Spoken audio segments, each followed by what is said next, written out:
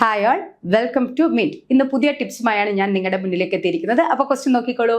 തുടർച്ചയായ 5 ഒറ്റ സംഖ്യകളുടെ ശരാശരി 45 ആയാൽ വലിയ സംഖ്യയുടെയും ചെറിയ സംഖ്യയുടെയും തുക എന്ത്? ഇങ്ങനെ ഒരു ക്വസ്റ്റ്യൻ വന്നു കഴിഞ്ഞാൽ എന്ത് ചെയ്യാ? നിങ്ങൾക്ക് തന്നിരിക്കുന്ന ശരാശരി എത്രയാണ്? 45. അപ്പൊ അതിന്റെ ഇരട്ടി കണ്ടാൽ മതി. 45ന്റെ ഇരട്ടി എന്താണ്? 90. നമുക്കറിയാം തുടർച്ചയായ 5 ഒറ്റ സംഖ്യകളുടെ ശരാശരി 45 ആണെങ്കിൽ 45 എന്ന് പറയുന്നത് എന്തായിരിക്കും? നമ്മുടെ മധ്യത്തിലുള്ള സംഖ്യ ആയിരിക്കും. സോ 45. ഇനി 45ന്റെ കൂടെ 2 കൂട്ടിയാൽ 47, അടുത്ത 2 കൂട്ടിയാൽ 49. തിരിച്ചോ 45 2 കുറയ്ക്കുക 43, 43 2 കുറയ്ക്കുക 41. 41ഉം 49ഉം കൂട്ടിയാൽ എത്രയാണ്? 90. അപ്പൊ ഏറ്റവും ചെറിയ സംഖ്യ ഏറ്റവും വലിയ സംഖ്യയും തമ്മിൽ കൂട്ടിയപ്പോ എത്ര കിട്ടി?